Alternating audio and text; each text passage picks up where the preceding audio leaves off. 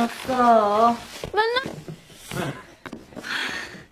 볼일 없습니까? 그 겨우 그 인터. Halo guys, kembali lagi di channel Topeng Hitam Official guys ya.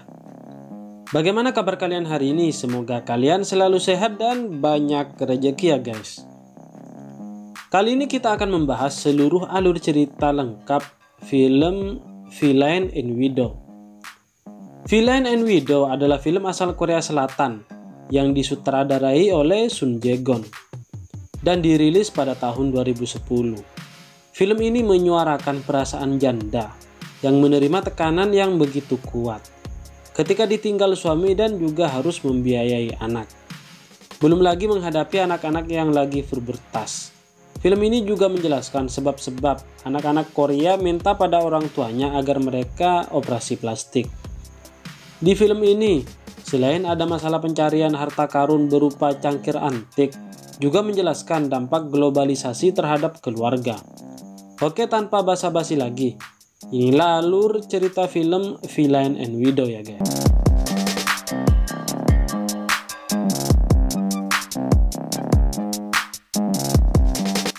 Film ini dimulai dengan menampilkan seorang pria bernama Chang In. Ia adalah seorang pencuri barang antik.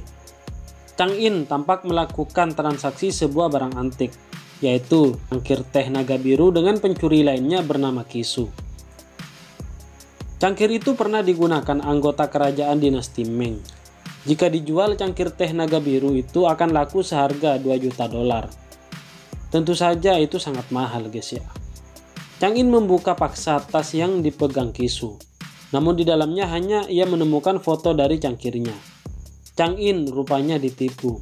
Ternyata Kisu menyembunyikan cangkir itu di rumahnya. Tak lama para polisi telah datang ke tempat itu. Sebab Chang In dan Kisu adalah dua pencuri yang telah buron sejak lama. Melihat kedatangan polisi di CCTV, Kisu pun bersembunyi. Namun Chang In tak sempat kabur. Ia pun ditangkap. Kisu bersembunyi di balik jendela luar. Ia ingin melompat ke ruang sebelah. Namun naas, ia jatuh dari gedung itu dan meninggal dunia. Sementara Chang In masuk penjara. Waktu pun berlalu. Di tempat lain di tengah hujan, seorang wanita bernama Yunju mengendarai mobil bersama anaknya Sung Ah. Mereka akan pulang ke rumah. Yunju adalah istri dari almarhum Kisu.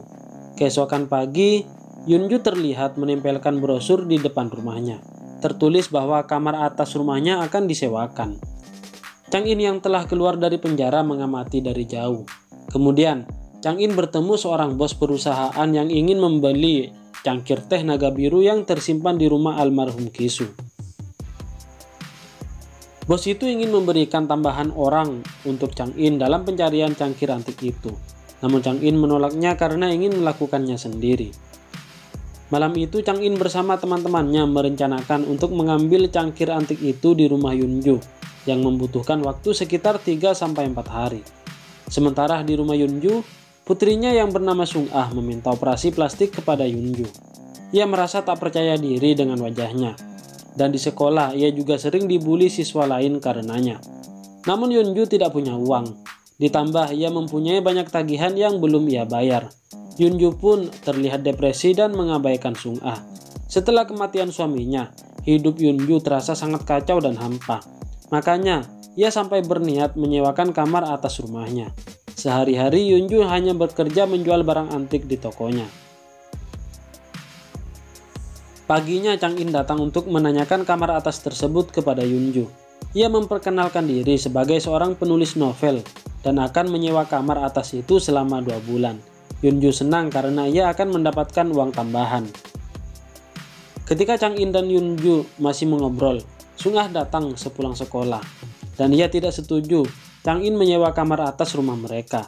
Namun Yunju mengabaikannya. Chang In tampak melihat-lihat kondisi rumah Yunju dan coba menerka di mana cangkir antik yang dicarinya disembunyikan. Chang In pun telah menjadi penyewa kamar atas tersebut. Yunju sempat ingin membuat surat perjanjian sewa, namun Chang In malah menolaknya dan hanya memberikan kartu nama. Setelah Yunju pergi, Chang In mulai melihat pintu yang terhubung ke rumah Yunju. Hari pun malam, Yunju sempat ingin membatalkan sewa dari Chang In, sebab ia merasa janggal ada pria lain tinggal di rumahnya. Namun karena Chang In yang pintar bicara, Yunju mengurungkan niatnya. Esoknya ketika Yunju pergi bekerja sekalian mengantar Sung Ah ke sekolah, Chang In berusaha membobol pintu penghubung menuju rumah Yunju, namun gagal sebab pintunya terlalu sulit untuk ditembus. Setelah Yunju pulang, Chang In pun membelikan ia sebuah teh agar bisa bertamu ke rumah Yunju. Di dalam rumah, Chang In terlihat memperhatikan pintu atas.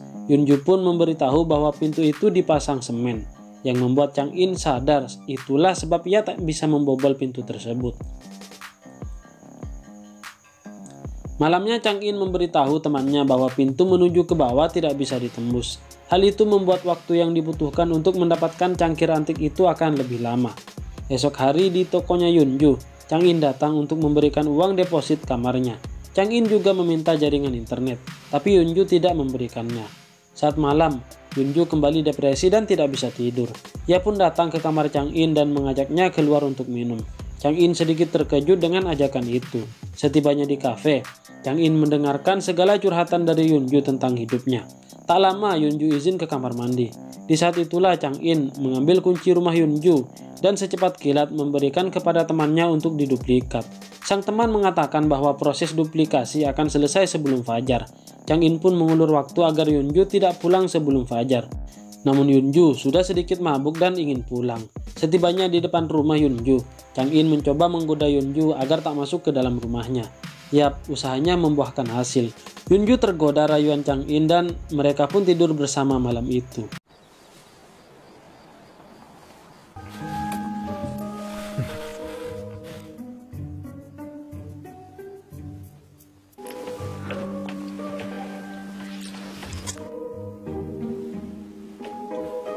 Sebelum fajar, Chang In telah menerima kunci rumah Yunju dan duplikatnya. Lalu ia pun mengembalikan yang asli ke saku Yunju. Paginya ketika Yunju dan Sung Ah telah pergi, Chang In pun masuk ke rumah Yunju. Lalu ia mencari cangkir antik setiap sudut, tapi ia tak menemukannya. Ia pun masuk ke gudang bawah rumah itu. Sialnya ketika Chang In berada di bawah, Yunju sudah pulang. Ia pun masuk ke gudang untuk mencari barang yang akan dijualnya. Chang In yang melihatnya berusaha sembunyi. Setelah selesai mengambil barang, Yunju pun keluar dan mengunci pintu gudang. Chang In yang masih di dalam pun terkunci. Chang In berusaha membuka pintu dari dalam, namun tak berhasil. Hingga 3 hari ia terkurung di gudang bawah itu. Di hari keempat lah pintu gudang dibuka oleh Yunju yang berhasil membuat Chang In keluar. Yunju sempat melihat Chang In dan langsung memeluknya. Ia ternyata sangat khawatir sebab Chang In tidak ada kabar. 알아요.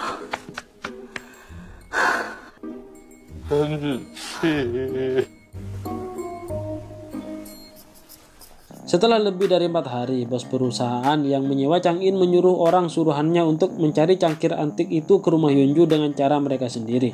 Namun mereka juga tak menemukannya. Setelah rumah Yunju dibuat berantakan, polisi pun datang. Nenek tetangga yang terlihat kepo memberitahu polisi bahwa ada seorang pria yang baru saja menyewa kamar atas. Salah satu polisi pun mencurigai Chang In.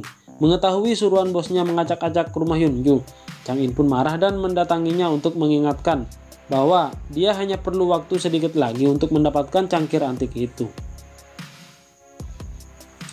Esoknya Chang In melihat Sung Ah tak bersekolah. Ia pun menemui Yunju dan memberitahunya. Chang In menyuruh Yunju agar menasihati Sung Ah supaya mau sekolah. Tapi alasannya sebenarnya jika Sung Ah di rumah, Chang In tak bisa leluasa mencari cangkir antik itu. Pagi itu, ketika rumah Yunju kosong, Chang In kembali mencari cangkir antik itu. Namun, ketika akan kembali ke kamarnya, ia melihat nenek tetangganya memperhatikannya. Ia pun memperingati nenek tersebut agar jangan suka kepo. Sementara di toko, polisi yang kemarin datang menemui Yunju, ia berkata identitas Chang In sebenarnya bukan seorang penulis. Karena penasaran, Yunju mencari tahu alamat kantor kartu nama Chang In, tapi ia tak menemukan kantornya.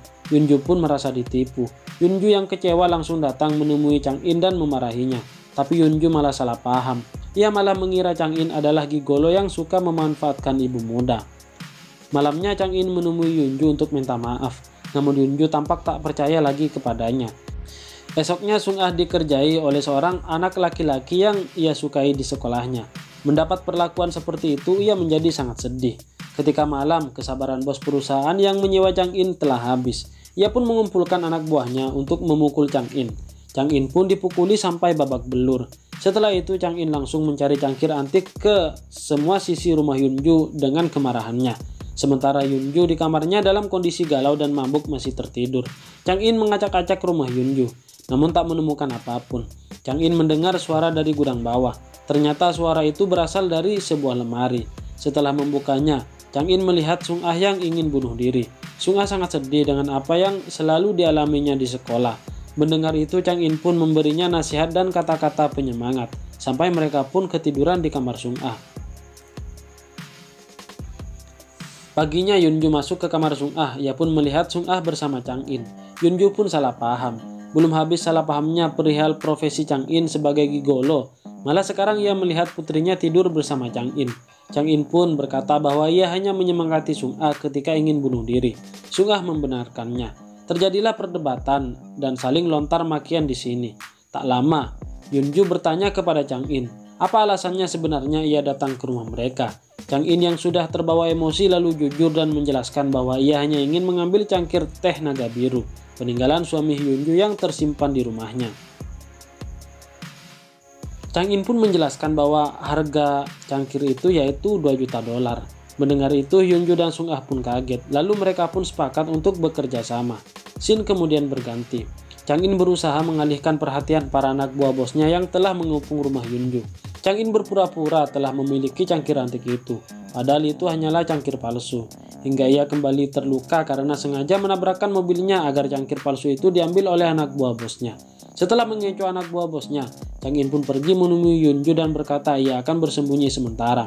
Sementara Yunju dengan gigihnya mencari cangkir antik itu. Siang itu Yunju dan Sung Ah mencari ke semua sudut rumah untuk mendapatkan cangkir teh naga biru tersebut. Yunju pun menemukan cangkir itu lalu menjualnya dan mendapatkan 2 juta dolar. Dan Sung Ah pun hidup kaya dan berpindah ke apartemen. Sementara Chang In kembali masuk penjara. Singkat cerita, beberapa tahun kemudian di suatu malam, ketika Yunju dan Sung Ah masuk ke apartemen, ternyata Chang In sudah berada di sana. Chang In yang memendam kecewa sedikit menyerang Yunju dan meluapkan kekesalannya. Betapa tega Yunju memakan sendiri hasil dari cangkir itu. Setelah pertengkaran reda, Chang In kemudian meminta setengah dari penjualan cangkir antik itu. Namun ia juga tak bisa menyimpan kesedihannya. Ia merasa kesepian selama ini, bahkan tak bisa tidur. Yunju lalu menenangkan Chang In hingga ia terbaring. Yunju lalu membiarkan Chang In tinggal bersama mereka. Dan film ini pun tamat, guys ya. Bagaimana menurut kalian? Seru kan ya? Bagi kalian yang baru menemukan channel ini, mohon dukungannya dengan cara klik like, share dan juga subscribe di bawah ini. Serta aktifkan juga tombol loncengnya, supaya kalian tahu jika ada konten terbaru dari channel ini guys ya. Oke, terima kasih guys, bye bye.